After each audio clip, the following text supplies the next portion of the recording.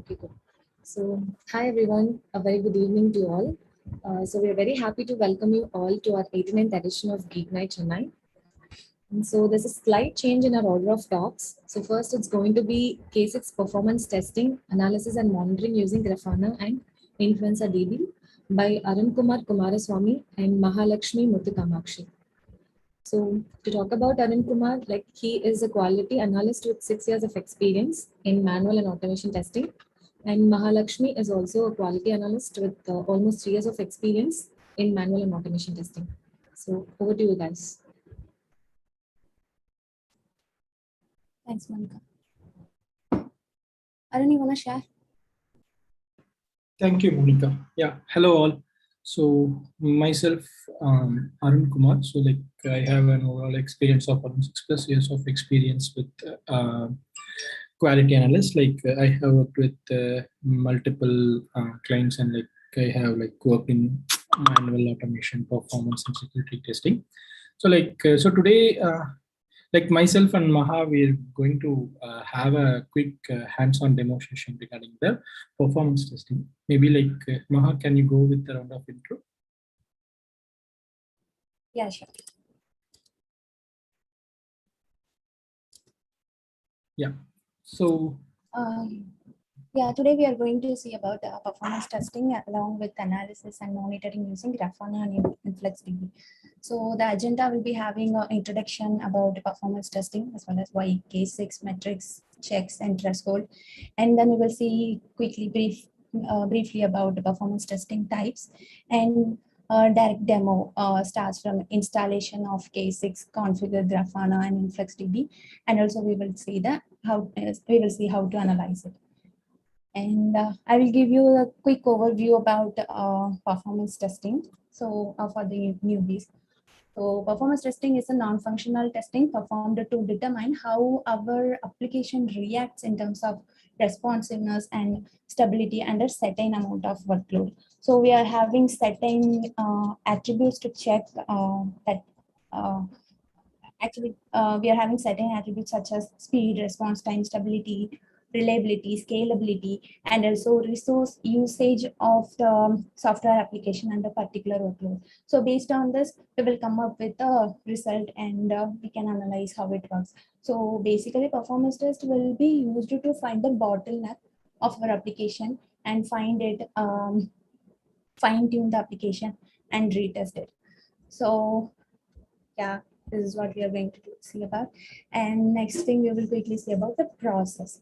First of all, we will start with identify test environment. So in this step, basically what you will know your physical test environment. So it should be dedicated, and identify the tool which is suitable for your application for the performance testing. And then identify the performance acceptance criteria.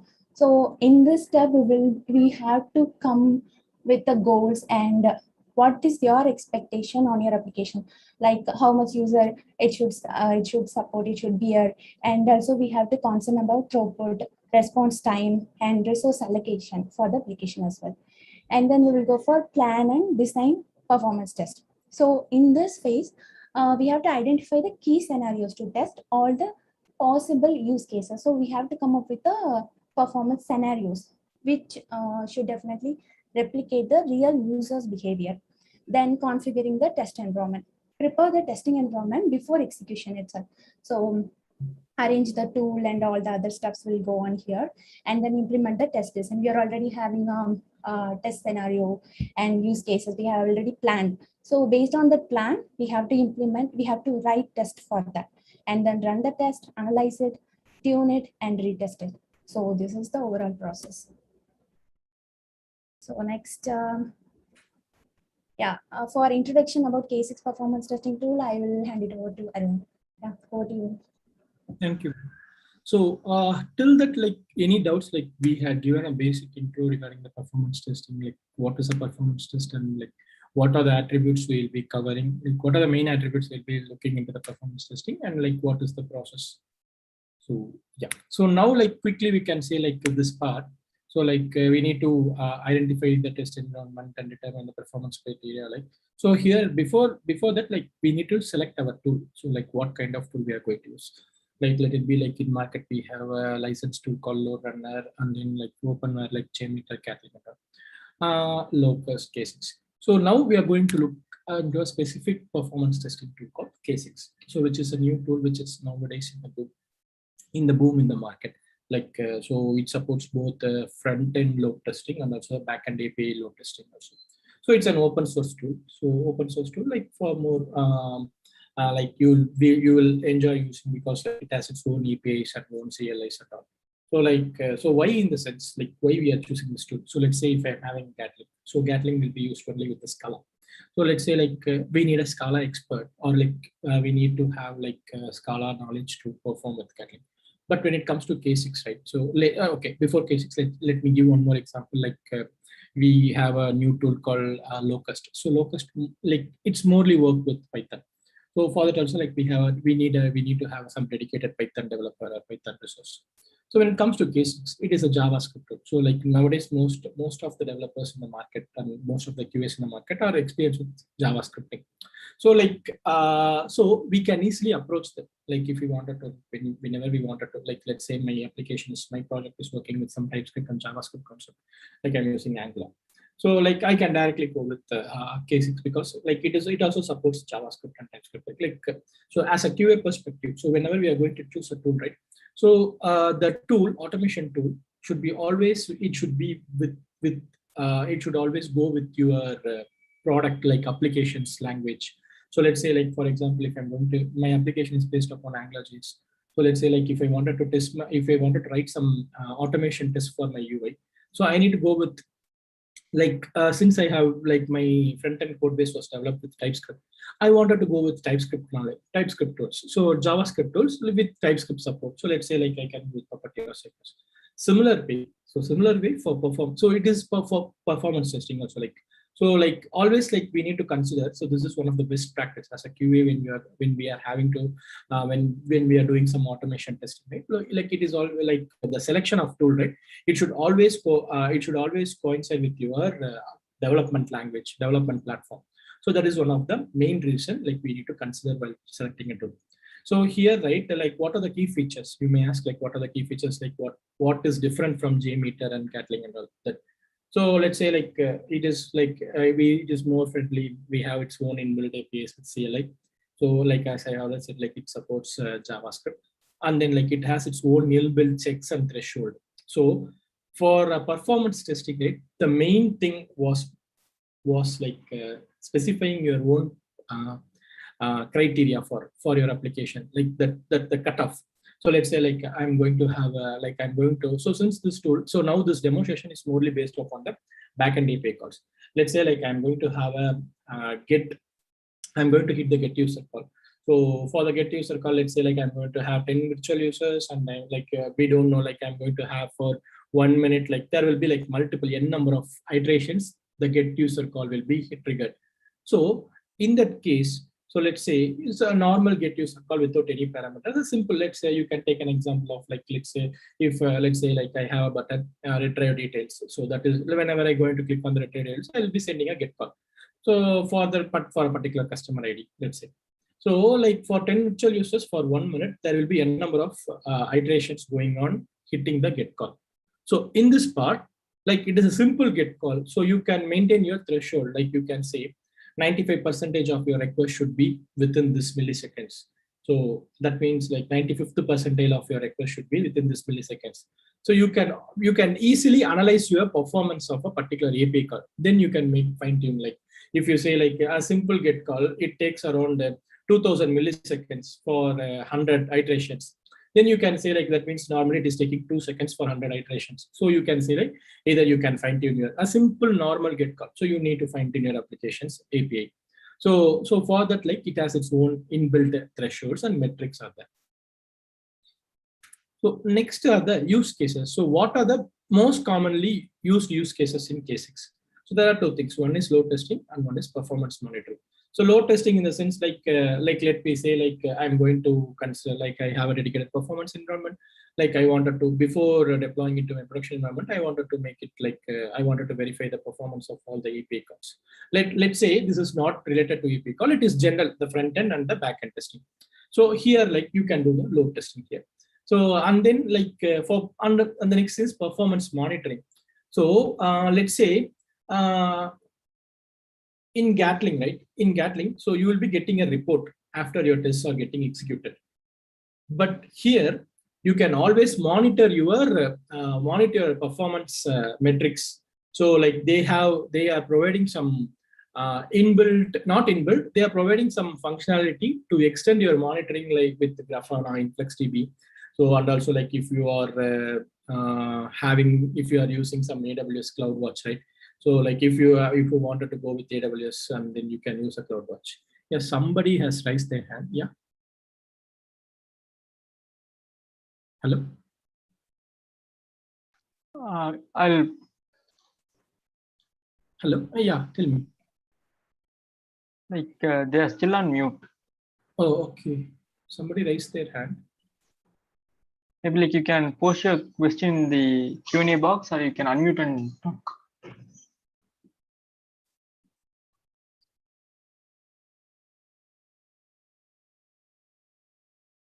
Okay, they are still on mute.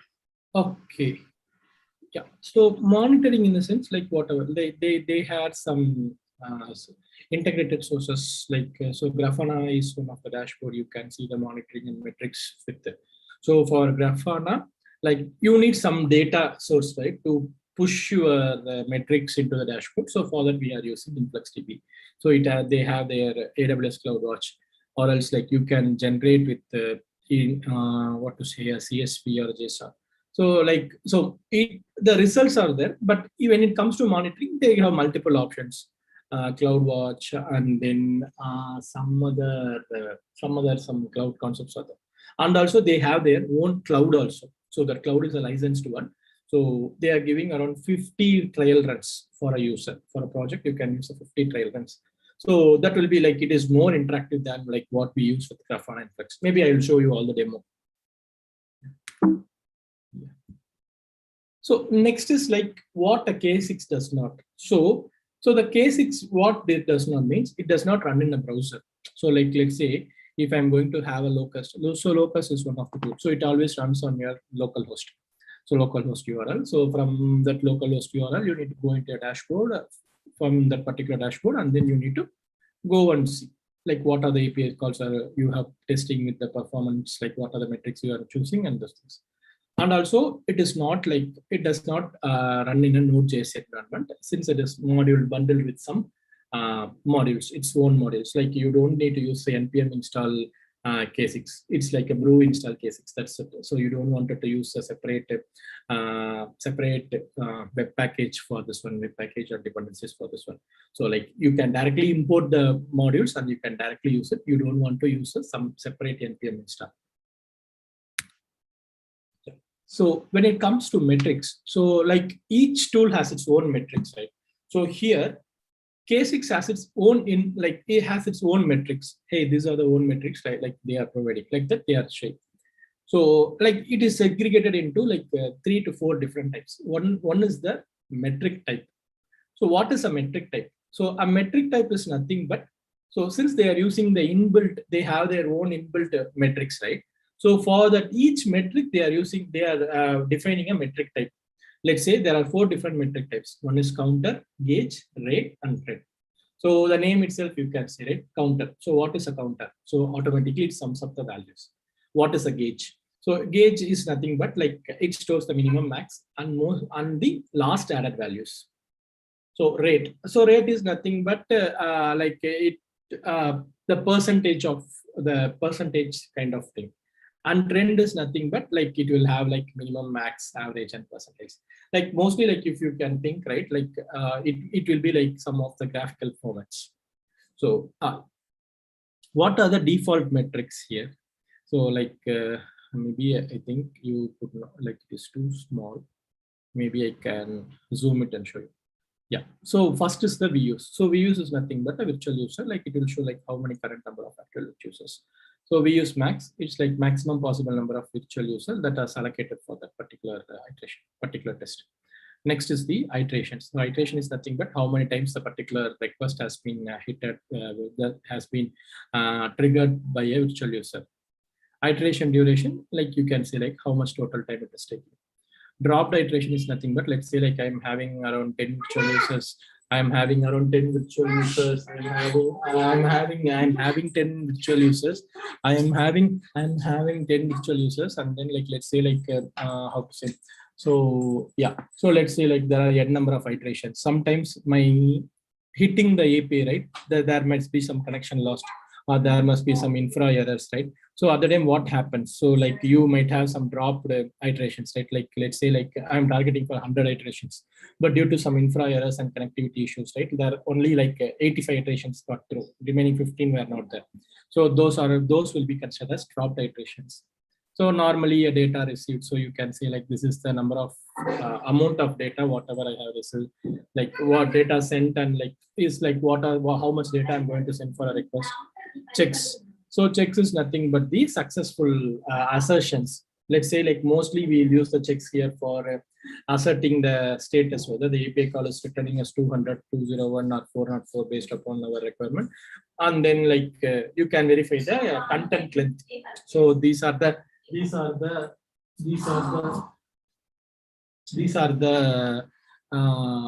are some of the basic things we can use, like content length, and then status codes, and then and also some you can't able to validate the body of the response, because like we don't want that particular thing, right? So we are not doing a API testing. We are going to use only the performance testing. So like we don't want to, like there is no option for validating the body of the content of the whatever response body we got. So but like you can verify whether the response body's length, like if you say normally you can see you can get an attribute called content length. You can verify those things and all with the checks. And next, these are the things, these are the metrics we have with the HTTP requests. So like HTTP requests is how many HTTP requests is generated, blocked. Sometime like some of the requests might be blocked. Similar thing, connecting, sending, waiting, receiving, duration. So mostly we'll look into the HTTP duration. So HTTP duration is nothing but the summation of sending, waiting, and receiving. HTTP request, receiving, sending, waiting. Yeah. So the same thing is applicable for responses also. So like what is my response status? What is the response timing? What is the response duration? So everything is present here. So maybe, yeah. So then comes the checks and thresholds. So checks and thresholds, like just now I have said, right? So it is nothing but like checks are like the normal assertions, as like if you are going to write some test, right? Like we'll do assert equals or expect, right? So those kind of things. So this is the sample check statement. This is how you need to use. So you can get your you can get user get call, and then like you need to call user callback since it's a JavaScript, and also it supports TypeScript also. So you can have it with TypeScript also. But now here we are mostly going into the here we are mostly going with the JavaScript only. Like we don't go into TypeScript. Thresholds are nothing but like initially I said, right? Like the pass or fail criteria for our system. Like you need to mention some cutoff for your testing, right? So those are called as thresholds. Like for example, let's say like if there are some errors, so you can mention my system does not produce more than 1% error. That is the first case here. HTTP request failed. The rate should be less than 0.01%. And my response time for 95% of requests should be below 200 milliseconds. That is here we have mentioned. This is one of the inbuilt metric, HTTP request duration. So P95 in the sense 95th percentile. That means 95% of requests should be below 500 milliseconds, and remaining 5% can be anything. So those are the things it is present here. Yeah. So there is a Q&A. So like yeah, is K6 is an open source? Yeah. So K6 is an open source only. So only the K6 cloud, right? K6 has its own cloud. So cloud, K6 cloud is a licensed one. So the tool is an open source tool, but the cloud, whatever we need to use, right? Like if you wanted to go with some cloud concepts, like if you wanted to verify your test with some distributed environments, right? So for those things, you need to use K6 cloud. So that is a licensed version. So, but normally K6 performance tool is an open source. You don't need to pay anything for using the tool. So only you need to pay for, like if you wanted, you can pay for the cloud, or else like you can integrate your performance test metrics with one of the available integrations, like whatever I said, right? The Grafana with InfluxDB, AWS CloudWatch, and then some more integrations also it provides. So yeah. So any doubts, any question here, because like we will jump into the demo part. So before that, any questions or doubts? Maybe like you can post it in Q&A.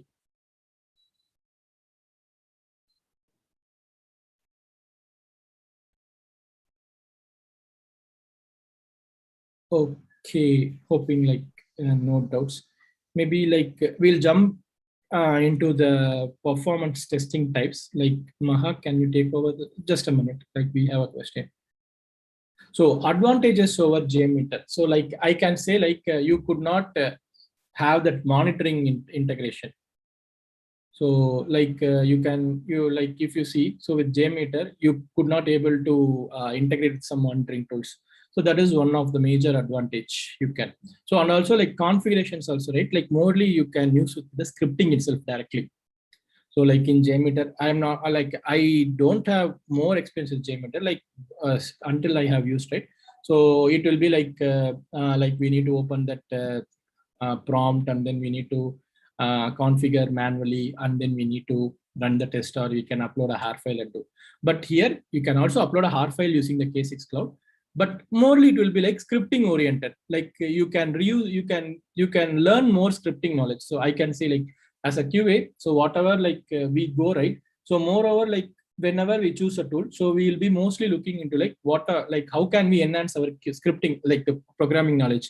So I can say like with K6 and Gatling and all, you can also have the coding knowledge more. You can enhance, like if you wanted to go with K6 Gatling, right, you can learn Scala and then you can enhance your programming skills also. So I would say like one of the major advantage was the monitoring thing. So you can integrate with the monitoring, like you can use InfluxDB and Grafana. You can make it to monitor like each and every run, right? You can do, and also running in the cloud. So running in the cloud, right? You can have some distributed performance testing. So let's say like I have a server with US and server with UK. So you wanted to verify those things, right? You can use K6 Cloud for distributed performance testing. Like for a particular get call, you can say how it works in US cloud and UK cloud. So these are some of the major advantages that is present here. Yeah. So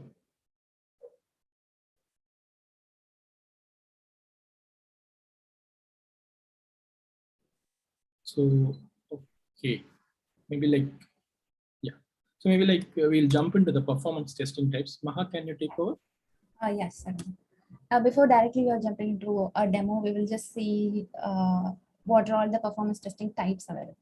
So load testing. So basically, load testing we are doing to check the application's performance under a certain amount of loads. So it is like ramp up period you are having within 5 minutes you are sending hundreds of users. So approximately in 1 minute it will ramp almost 20 users. So under certain workload, how our application reacts. So that is straightforward. It is load testing. And then stress is like it can also be called as breakpoint testing. This involves testing an application under extreme workloads to see how it handles. We are increasing the workloads, increasing the user, and how it works under certain workload.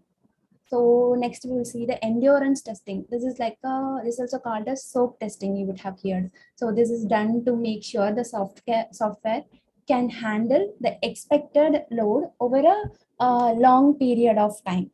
So that is one thing. And spike. So spike test is the software's reaction, test the software reaction to sudden large spikes in the load generated by the user. So first we are sending 10 users within 1 minute and suddenly we are increasing to 100 users. So when it has setting spike, how it reacts, how our application performs on that kind of situation. So that will come under spike. Now then volume. So large amount of data is populated in database and the overall software systems behavior, how it works. So that will be monitored under this volume testing. So the objective is to check software application performance under varying database volumes of our application. So then scalability. Scalability, the name says, determine the software application's effectiveness in scaling up to support an increase in user load. So it helps plan capacity addition to our software application. So that is a thing. So basically in case 6, we will follow the thing, smoke testing. Smoke testing, just like we are doing in functional testing. So this is to check our script and everything is working fine. Okay, we can go ahead with the load testing. So load testing visa, and then we can go ahead with the stress and spike. So last we will come to soak or soak. Soak endurance, both are same. So that testing. So this is the flow we will be doing in performance testing mostly and in cases. Then we will go for demo directly. Yeah. Yeah. So so this is also a basic pyramid, you can say. So it's not a pyramid, a cycle, life cycle of a performance testing. So like you need to start with like how normally for a functional test video, we'll do a smoke and then we'll do a sanity like that. Similarly, so for performance, first we need to start with smoke testing, then load, then spike, and then endurance. So yeah. So here we have given some like whatever Maha has explained, right? Like we have given with an example also, like whatever like Maha said, right? So those things are covered here. So like we have given in a detailed manner. So maybe like mostly we will go with the demo so that like you will get some idea for like with the demo parallelly, I will explain you like what we have given in the example. Yeah. So this is the basic setup we have done. So since what I have said, right, like you don't want to use some npm and those things, you can have it in your node modules, and then like you can have your project in npm, but like you need to use brew install for installing the k6, and then you can directly import the packages from your brew. So it will be directly imported. So it will, since it is, but the brew and npm, it is bundled, right? Like it is bundled with the k6 module, so you can directly import. So this is the basic setup. So like if wanted also, like maybe after the session, I can share my Git repo also for this basic testing. Yeah. So maybe like we'll quickly jump into the demo since we are running out of time. Yeah. Okay. So yeah. So we don't have any, if you see here, we don't have installed any of the K6 package. So directly what it will do, right? So it will normally get it. Okay, let me have the demonstration. So it will normally import the particular like whatever package we need from directly from the K6. You don't go with the you don't want it to use any npm package for this one. It will directly import it from the brew install from your machine, since it is bundled in that. So it does not run on a Node.js environment. So this is also one of the key point here. Okay. So the next thing is, right, like I have told you, like we are going to, since like in the start, we are going to have performance monitoring. Like with this, we are going to have some performance monitoring. So for the performance monitoring, like I have told you, like we are going to use some our Grafana and InfluxDB for monitoring purpose. So for installing Grafana and InfluxDB, so you can do it in two ways. So one is you can have it locally install using brew and then make it to run in your exposed report, or else you can use it Docker. But since nowadays like the Docker, right? So Docker, like we are going mostly with the containers platforms, even though with testing also like we are using some Docker for running our testing or containers. So here we use the same Docker concept. So you wanted only two things. You wanted only two images to be downloaded. So one is your Grafana and one is your InfluxDB. So Grafana is nothing but the monitoring dashboard. So this is the image name. So I think you, most of you might have got some idea. Like most of you might have known like how to create a compose file. So like the image name, container name, I'm giving the container name as Grafana, and then the restart always ports. So always Grafana runs in 3000. Like I'm exposing it to 3002 because like I don't want it to club and make it disrupt with some other ports. So I'm just making it with 3002.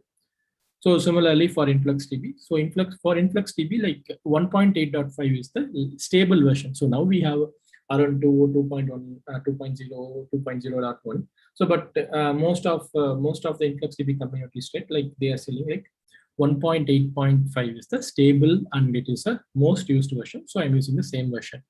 And you can give your container name. So why here the container name, right? Like because while configuring the data source, you need to have your container name there.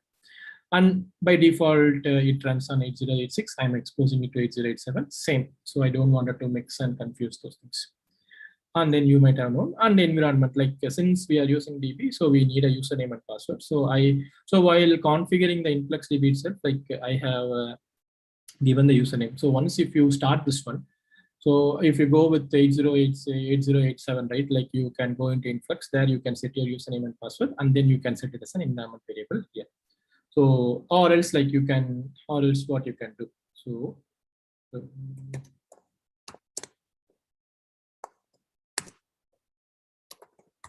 let's see.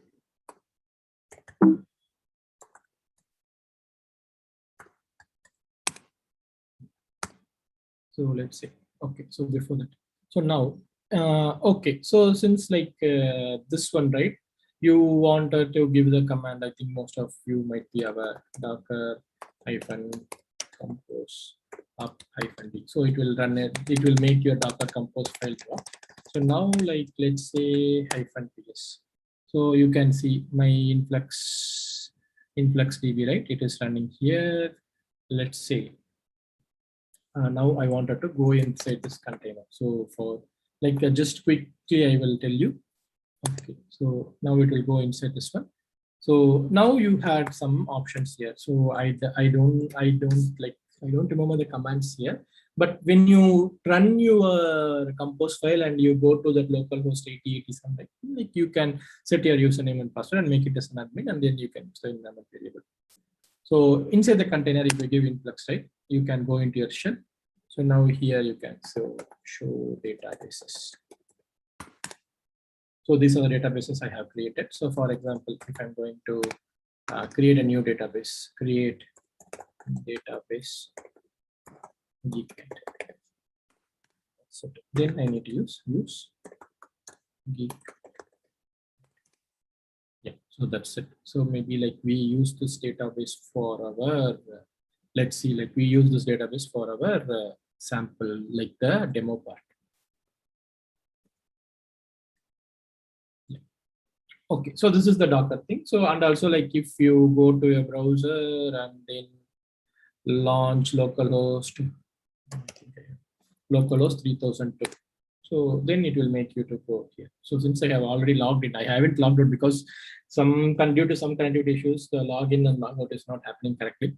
So I'm not sure like whether it might be a problem. Since I'm using the default username and password, it is not like it is asking me to configure it in each and every time. So this is the basic Grafana dashboards welcome page. Okay, so now what you need to do? So we have set up the Docker compose file and it is running fine and everything is fine. So now what you need to do? So for that, right, let me go here. The first stage is we need to configure a data source. So I have already configured a data source. Maybe let me choose one more data source and show you. So it since Grafana supports these many databases, login, Elasticsearch, and everything. So now we wanted only the InfluxDB. So I forget to tell one more thing. So InfluxDB is moreover like it's not like a Oracle, like what we use Oracle or SQL. It is a time series DB. So mostly it will be having the metrics and values, and then like retention policies are there. Like you can make your data to be live for 1 year, 2 year, like that. You can make it. I will show you the commands. Yeah. So now you need to click on the data source as InfluxDB. Maybe I'll see. I'll give GeekNight. Okay, so these are the default things. Now here what you need to do. So since we are using Docker, right, you need to use the container name. So here my container name is influx_local and then the default port 8086. Here you need to use the default port only. Yeah. My username and password is not admin. It is RMK2493 and my database is GeekNight. Now let me try whether it is getting connected or not. Let's see. Yeah. Oh no. Some error. What is the error? InfluxDB local RM2493. I think is fine. So this is how we need to configure. I'm not sure like what is the error. What was the error I'm doing here? GeekNight on to for mental things. Bad gateway errors. So server is default configured. Okay. Okay, I think the password was wrong. I think so. Okay. So now I think I have made some mistake. See, now I have configured. So now, like if you want to show the measurements, right? Like what are the measurements? Maybe you can use this command. So let me show you. So on. So like I don't want, since GeekNight database does not have anything, let me show you my previous database. See, these are the inbuilt measurements it might have loaded in from our K16. Okay. So yeah. So now I have configured a DB connectivity called GeekNight. Then what you need to do? Then you need to configure your dashboard. So the dashboard part, right? Like it is very like I think most of you might have aware of this one. So you can add multiple panels here, and then like I'm going to add an empty panel. So let's say I will just so here you can do anything whatever you want. So let me say, so my panel title is, let's say first I'll go with the first metric here. What is my first metric? Okay, let me take iterations. So quickly we'll go into the jump into the demo. So iterations. This is my first one.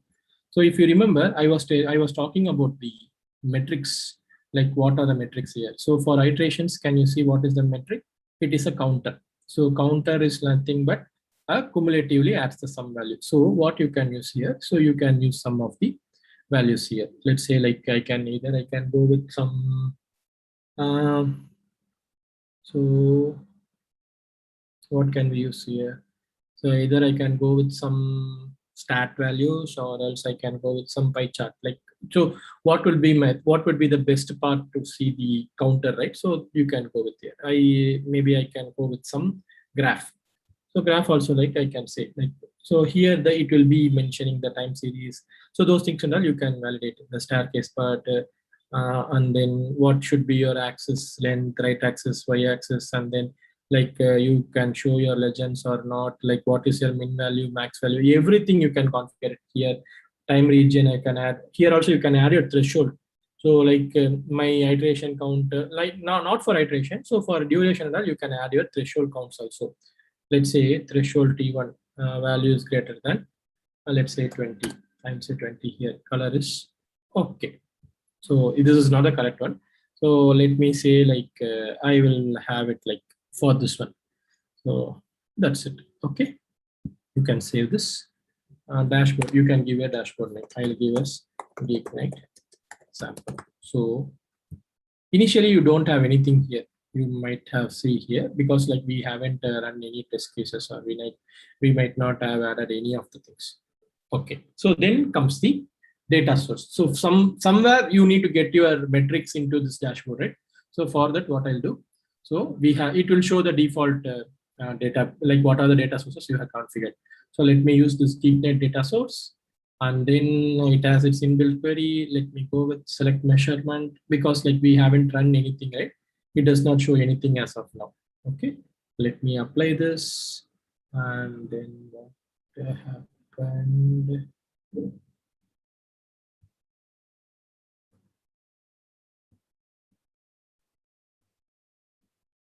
Let me apply this. Sorry.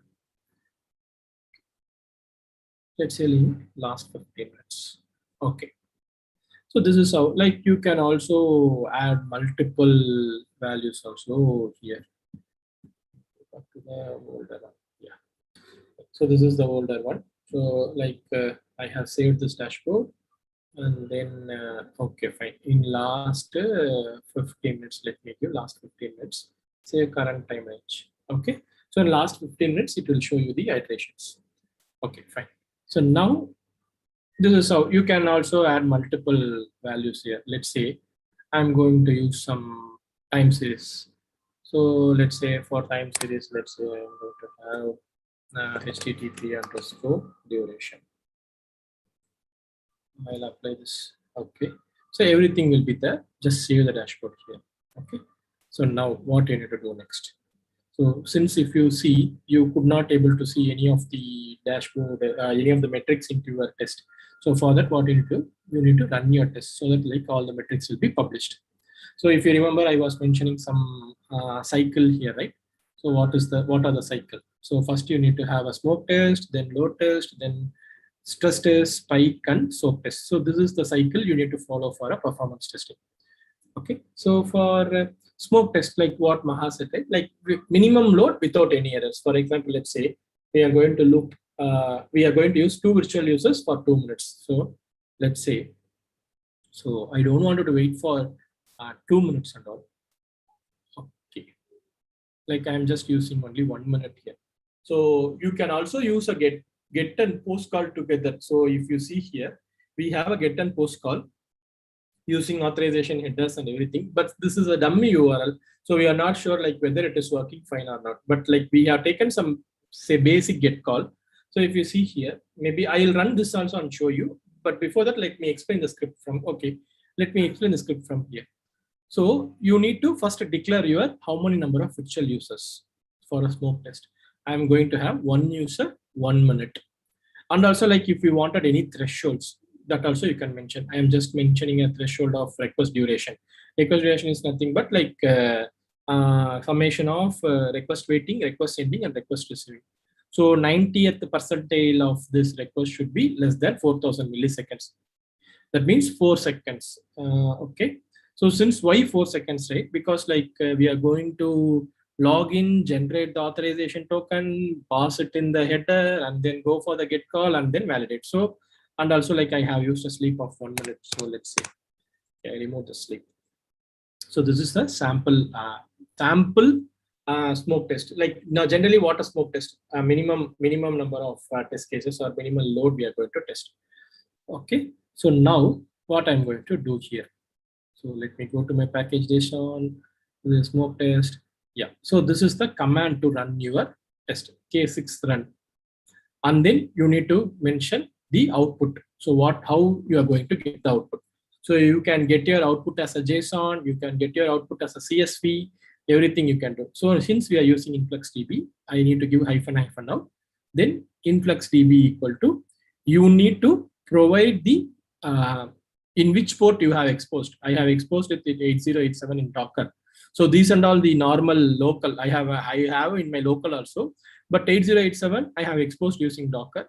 So I'm just going to use 8087 / what is my database. So I'm going to use here. If you see here, these are the databases. Like let me go here.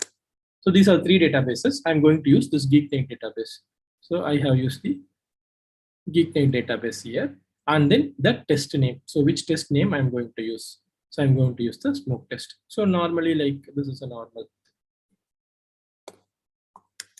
npm run sample smoke. Okay. Now let me run this. Not sure like whether it will run or not. Let's see. So if you see here, 1 virtual user, 1 out of 1 virtual user is inactive.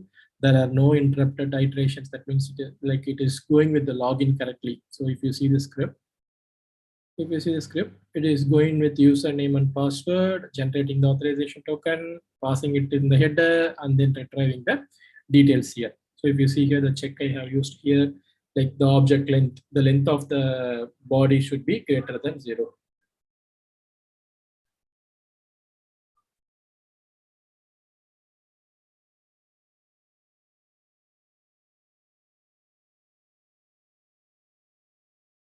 So now like I'm going like around 60, 62, 63, 64.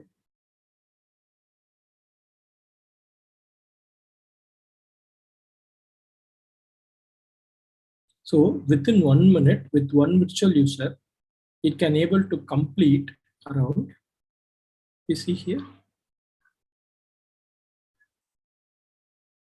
80 virtual users. So 80 iterations, like 80 times it has logged in and it has went into the get call, the post call and get call.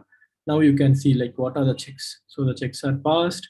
This is how much data it sent, data received, blocked the request, connecting time, it has taken some connecting time. So now my threshold also got passed. If you see here, 90% of my request should be like below 4000 milliseconds, like it is correct, like it is around 455 milliseconds only. And then like no failures, like how many iterations, 80 iterations. So it takes around 1.3 seconds for one night, 1.32 iteration per second. Number of virtual users is 1 and maximum user it attains 1. Okay, so now let me go to this dashboard. Just refresh this dashboard.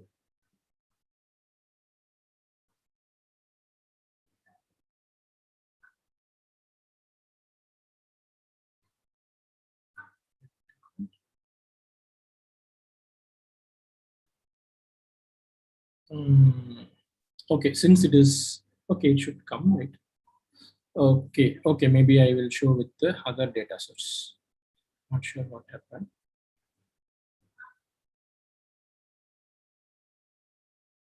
Okay. So if you see here, this is one of the sample dashboard we used, and like maybe I will try to connect with this one. So Docker, sorry, I missed the major thing. Okay. So if you remember, like we haven't written the query, right? So we need to configure the query. So for iteration state, let me go give edit here. Now if you go and see, you will get the metrics here. So you can choose iterations, and then like you can choose. So what is your aggregator based upon this one, mean, median, or sum? I can give sum here, and then apply. You can see like this is how like I have configured the graph, so it is showing like this. So for HTTP duration, it goes like this. I'll just store this one, HTTP duration, where it is. HTTP duration, you can see. So let me say, I'm just giving some. So you can take you can get reference from the metrics. So what is HTTP duration? HTTP duration is a trend. So you can use a trend graph. So trend is nothing but you can use a time series or a normal trend graph here. Like you can choose like mean, mediator, like this. Yeah. So now let's say I'll save this and save this. So the next part is you can also make use of a virtual users. So let's say I'll have this as views. So views is mostly like gauge, right? So it has the own gauge here. And then in the query, let me choose views. So instead of me, I can say count.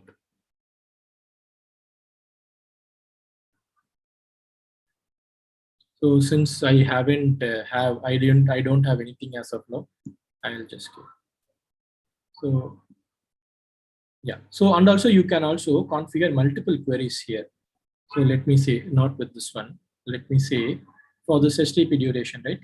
I can add like I have used a mean here, right? So for you can make use of some combinations. So let me say I'll just giving a receiving HTTP receiving. Sorry. HTTP receiving and then mean. So then here you can use HTTP receiving, right? Median you can use, or else like some other field select as percentile you can use it here. So just to make sure, like you can see the yellow color here, right? You can apply it here. So you can also combine some more graphs and have it handy here. Yeah, and also you can have some auto refresh part here. So it will run for every 5 seconds or 10 seconds and everything you can make it here. Yeah, so this is a sample smoke test. So now the load test, right? If you see, what is a load test? Like whatever we like Maha has explained, right?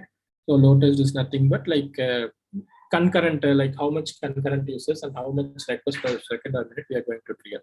So here we like I am just going to have it as a stage.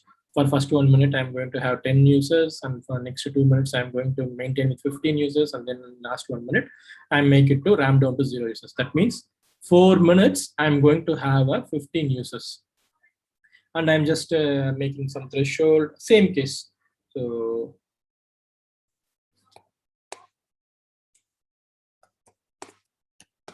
sample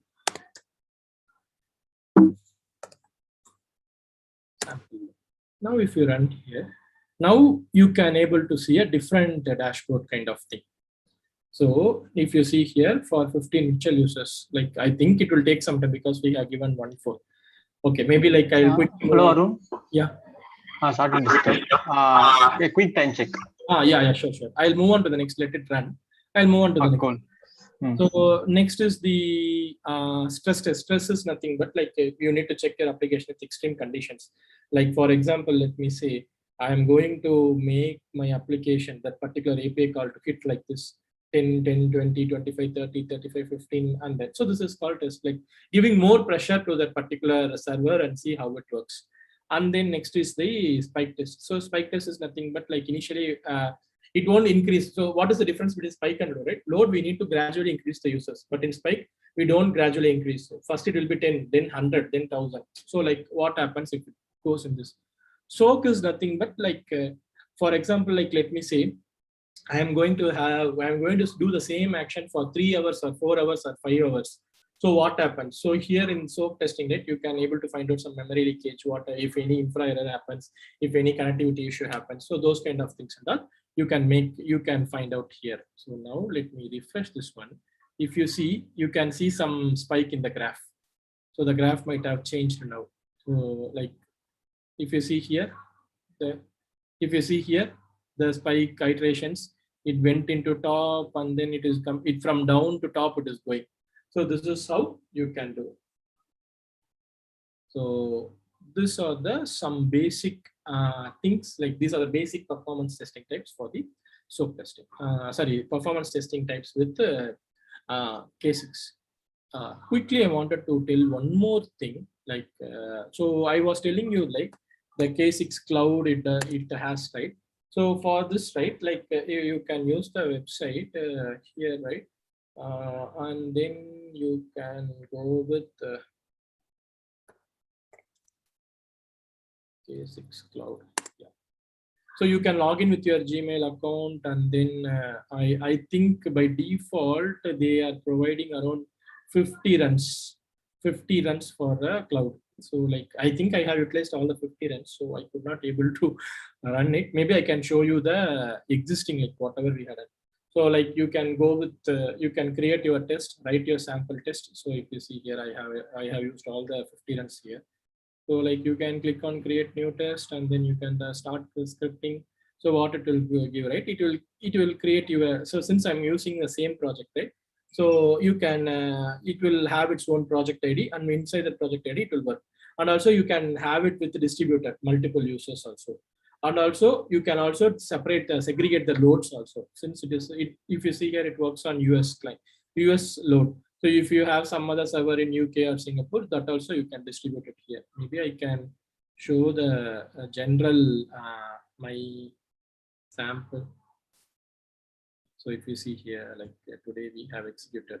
So if you see here, everything will be there. You can go and see like 5 minutes, 30 seconds, 20 virtual users. I executed in US location. This is the user that got triggered, and this is the sum for 10, 20, 30. Like it might have triggered, and then I just ramping down to the normal again, 0 users. So it has made around 4,774 requests. Average time is 13 milliseconds and everything. So if you click here, you can see like what are the metrics. So response time, you can verify what is the request state, and then you can see like each and everything will have its own metrics also.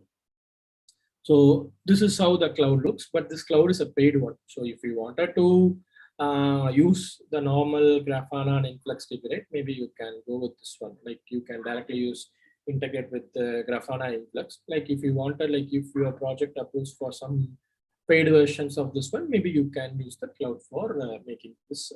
You can try with the cloud and have it with you. Yeah. So that's it from the demo part. Yeah. So any questions now? We got one question. So the distributed in infra, like since like I haven't tried out this one. So because like I'm also new to Docker and then K6. So like I haven't used with replicas, but there is a way to do with Docker also. So like we are spiking on that one. So this is like because I'm also new to Docker part. So I'm just spiking on like how can we have some replicas and have the Docker compose file in a stable location, so that like people like you can run your scripts from different machines using Influx and Grafana. But if you going to use with some if you are like whatever I said, right? If you have some client budget and your client gives for some licensed tool, right? Maybe you can use it directly here. So here, let me say, I have shown you, right? Like you can use start scripting, and then here in the distribution, right? Like you can add multiple users, and each user can have their own distribution, because like this allows only for 50 users. So I think for all the project I have used some 50 users, so that like I could not able to use that. I could not able to test with that one. So maybe like with the K6 cloud, you can go with some distributed environment. Yeah. So with the Docker, like we are still spiking, but with K6 cloud, you can have some distributed location, distributed loads. Any other questions? So one more credit. So let's take next 2 minutes for the question and answer. Yeah. So like, yeah, so whatever I said right now, right? Yeah, you can use with multiple users and multiple locations with K6 cloud. But with Docker and the remaining, like whatever I have implemented now, right? Still we are spiking on how can we do that one. With Docker, how can we do that one?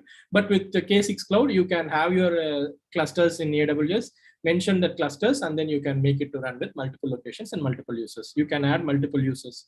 So directly you can create new project, give just a name here.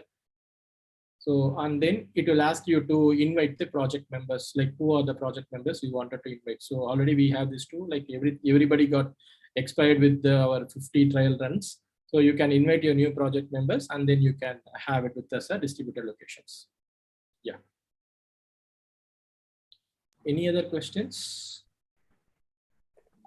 Meanwhile, I would request our attendees to fill out our feedback form. So it will take a few seconds only. So it would really mean a lot for us to improve in our next upcoming events. So which I'll be sending it out right away.